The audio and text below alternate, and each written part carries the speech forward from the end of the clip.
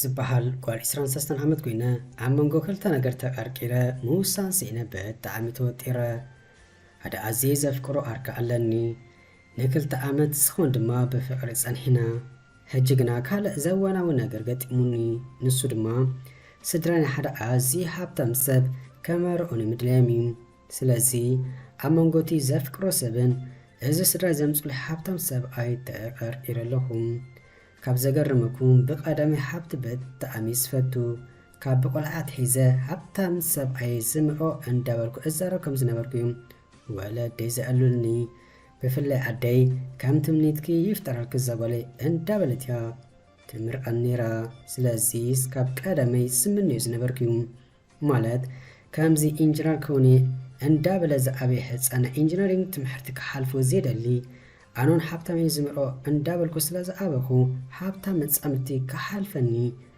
ኣይደልኒ ማለት እዩ እንታይ ሙዓበስ ከምቲ ኣቐዲመ ዝበልክዎም ኣርካ ኣለኒ ኣዝየ ኣፍቅረኳ እንተኾንኩም ሃብታም ብዘይምዃኑ ግና እግብቲ ኣይኮንኩን ነቲ ብስድራይ ዝመጽእ እንተተመርኣኽካ ከምቲ ናይ ሕጂ ኣፍቃሪ የፍቅር እንደኸውን ኢለ መንጎ እኸውን ስለዚ ምውሳን ኣሸጊሩኒ ፍቅሪ መትሕላይ ዝመልኦ ኣብ ክልተ ጾታ ዝፈጠር ሓይሊ ፍትወት ምዃኑ ይርድኣኒ እዩ ማለተይ ብዙሕ ዓይነት ፍቅሪ እንዲ ዘሎ እዚ እቲ ሮማንቲክ ኢልና እንገልጹ እዩ ሃብቲ ከዓ ሂወትካ ናይ ድኽነት ሽግር ከይረኣኻ ብምቾት ክትመርሕ ዘኽእለካ ረቕሓዩ እንዳበልኩ ብጣዕሚ ተወጢረ እዩ ሓቂ ዘረባ ድሌት ወዲ ሰብ ገደብ የብሉን ክበሃል ይሰምዐ ደቂ ሰባት ድሌት ነለክዕ ከም ንጸምኢ ክተርዊ ማይ ባሕሪ ምስታይ ማለት እዩ ማይ ባሕሪ ጨዋም ስለ ዝኾነ መመሊሱ የጽምዓካ ደኣ እምበር ጽምዕኻ ኣይርብን እዩ ድሌታትና ከዓ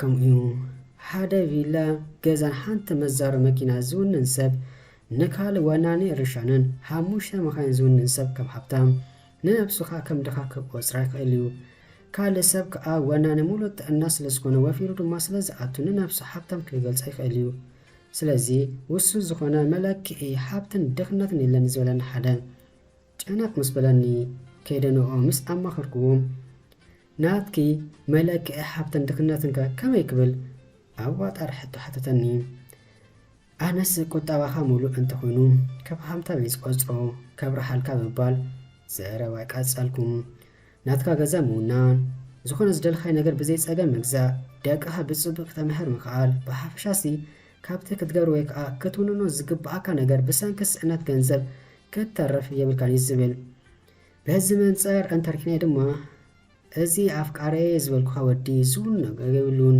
ንሱን ጨርቁን በቃ ካብ ኢደ ናብ ኣፍ እዩ በዚ መሰረት ትምኒት ፈጺሙ ክሰምረለይ ኣይክእልኒ ማለት እዩ ምስ በልክዎም ኣትኩር ኣቢሉ ድሕሪ ምጥማት ሃብታም ናይ ምዃን ሕልምኽ እኮ ብኣለኺ ክትሕብህ ድዮ ትኽእል ኢኺ ስለምንታይ ባህግኺ ብመጻምርትኻ ጥራሕ ክገሃደ ተሓስቢልህ ክብል ይሓተኒ ጽባልህ ግና ናተይ ኣታዊ ኣዝዩ ድርት እዩ ነዚ ዘፍቅሮ ኣርከይ ተመርኤ ብናተይ ኣታዊ ክሕብቶ እሞ ኣይክእልኒ ምስ በልክዎ ስለዚ ብጀካ ሃብታም መጻምርቲ ምምርኣው ባህግኺ ክሰምረሉ ዝኽእል ካልእ ኣማራጺ የለን ባህሊትኺ ምስ በለን እወ ከምቲ ዝነገርኩኻ ካብ ቀደመይ ሃብታም ሰብኣይ ክምርኦ ዝደሊ ነይረ እንታይ እሞ ኣቐዲመ ምፍቃረኩ ፀገም ፈጢረ ዘለኹም ዘረባይ ከይወዳእኹ ተቐበል ኣቢሉ ግና ስለምንታይ ኣብ መጀመርታ ብኣሉታ ከይርኦ ተሰኪፍከ ጸኒሕኺ ማለቴ ዝስማዓክ ቅሬታ ኣሎ ዲ ምስ ሓተተኒ ማለቴ እዚ ሕጂ ዘሎ ኣፍቃሪ ብዘይ ሓንቲ በደል ንፈላለ ክብሎ የሰክፈኒ እዩ ግና ከዓ ካብ ዳሕራይ ኣብ ሓዳር ምስ ኣተኹ ዘይምስማዕ ሕጂ ሃይሽ እብል እሞ መሊሰ ከዓ ምስኪናይ እንታይ ክብለኒ እንዳበልኩ ድንግዝ ንመሓዙተይ ከይካፍለን ከማን ብሓፍቲ ሰዲእኺ ከብላኒ ስለዝተሰከፍኩ እዩ እሞ ተፍቅርዮ ገዲፍኪ ንሓብታም ተተመርኣኺ ብሓፍቲ ሰዲኣ ኢለን ካብ ምጽዋዕ ሓሊፈን ካልእ እንታይ ስም ክረኽባሉ ይኽእላ ማለተይ መሓዙትክ ጥራሕ ዘይኮናስ ካልኦት ፈለጥቲ ፍቅርኹሙን ነቲ ሃብታም ምስ ተመርኣኽዮ ብሓፍቲ ሰዲኣ ክብልኹ ይኽእል እዮም ምስ በለኒ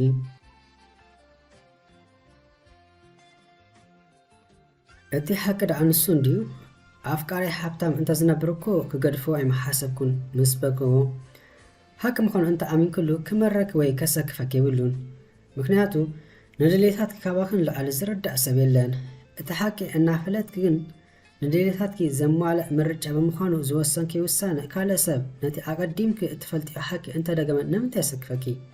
ማለት ካብ ናይ ሰብ ናይ ሕልና ወቐሳ ዶ ኣይከፍአን ምስ በለኒ።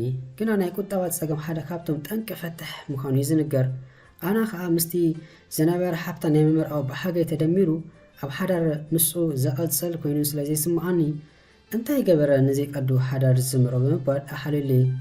ስለዚ ሲ ዋላ እኳ ብሓብቲ እንተሰድኣኹ ንኡን ዝሓልሉ ዘለኹ ዝስምዓኒ ምስ በልክዎ። ስለዚ ህልና ዝተቐበሉ ሓሳባት እንተኮይኑ ብናይ ሰብ ዘረባ ክትስከፍ ኣይግብኣን። ብዛዕባ ሓዳር የጋጥም እዮም ዝበልክዮም ፀገማት ኣቀዲምኪ ምሕሳብ ግና ፅቡቅ እዩ። እስከ ካልኦት ከጋጥሙ ዝኽእሉ ነገራት ንፈትሽ። ነቲ ብስድራኺ ዝመፅእ ሓብታም ሰብ ተመራእኽዩ ትምኒትኪ ሰሚሩ ሃብቲም ክንበል ግና ስለዚ ተፍቅርዮ ወትሩ ነቲ ሓብታም ብዘይምዃኑ ዝራሕራሕክዮ ኣፍቃሪኺ እናዘከርክን ህልናኹ ንዑ ብምጥላምኪ እናሳቐይኪ ትነብርለኺ። ምስ ኣፍቃሪኪ እንተተመሪኺ ድማ ከምቲ ብሕጊኡ ዝነበርኪ ኣይሓብተምክን ግና ብፍቕሪ ማዊኪ ትነብሪ ኣለኺ። ካብዘን ክልተ ኣንጻር ዝኾነ መንገድታት ኣይቲ ምኸበደትኪ? ሓብታም ዘይምዃንዶ ዋላስ ምስ ዘይተፍቅሮ ምንባር? ካልእ ክተስተብልሉ ዘለኪ ነገር ከኣሎ ሃብቲ ብዝተፈላለየ ኣጋጣሚ ክበርዝ ዝኽእል እዩ። እቲ ዝተፀበኺ ሓብቲ እንተኣኒኸ ምስ ሓብታም ዘይኮነ ዘይተፍቅረየ ሰብ ምንባር ከመይ ክኸውን ይኽእል ኢሉ ምስ ሓተተኒ።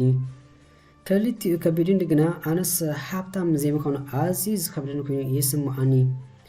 እታ ኣብ መወዳእታ ዝበልካያ ምብራስ ሓብቲ ትብል ግና ሓሲበላ ኣይፈለጥን ምስ በልክዎ። ኣብዚ ክትርድዮ ዘለኺ ውሳነ ብስምዒት ክኾን ይብሉን። ሓንሳብ ኣብ ሂወትና እንመርፆም ውሳነታት ኣዕነውትን ሓነስትን ክኾኑ ይኽእል እዮም። እንውስኖም ውሳነታት ቀኑዓት እዮም ኢልና ቀድሚ ምድምዳምና ነቶም ድሕሪ ውሳነና ከጋጥሙና ዝኽእሉ ኣሉታውን ኣወንታውን ብደቂቕ ክንመምም ይግባእ። ኣብ ክልተ ከፋፊልና ነቲ ብዙሕ ኣወንታዊ ጎኑ ዘለዎ ነቶም ከጋጥሙ ዝኽእሉ ኣሉታዊ ነገራት ዝሓዘ ውሳነ ክጻር ወይ ድማ ክፈትሖ ዝኽእል ብምባል ዘይተኣስ ውሳነ ክውሰድ ይግባእ። ሃብቲ ወይ ፍቕሪ ክልቲኦም ጽቡቓትን ዘወናኑ እዮም። ክልቲኦም ብሓንሳብ ምስ ዘጋጥሙ ድማ ሓዲኡ ክትመርጽ ግድን እዩ። ሃብቲ ካብ ፍቕሪ ወይ ድማ ፍቕሪ ካብ ሃብቲ ስለ ዝመረስካ ጉጉይ ማለት ኣይኮነን። እቲ ጌጋ ኣየነ ከም ዘሕሸካ ከየስተውዓልካ ከየመርመርካ ብስምዒት ትውስኑ እሞ ድሒሮም ብዘጋጥሙ ዘይተፀበኻዮም ፍጻሜታት ብኻባ ፍቕሪ መሪፀ ወይ ድማ ሃብቲ መሪፀ እንዳበልካ ትጭነቕን ኣብ ዘይተወፅኦ ጣሳ ትሽመም። ስለዚ ድያና ነዞም ክልተ ቀርቂሮም ዘለዉ ነገራት ብደቂቕ ክትምርምር እዮም። ኣሉታውያን ኣወንታውያን ጎኑታቶም ክትምዝምዝም ይግባእ። ብድሕሪኡ ጉዕዞ ናብቲ ዘለዓለ ሚዛን ዘለዎ ውሳነ ምምራፅ ኢኹም ማለት እዩ ምስ በለኒ።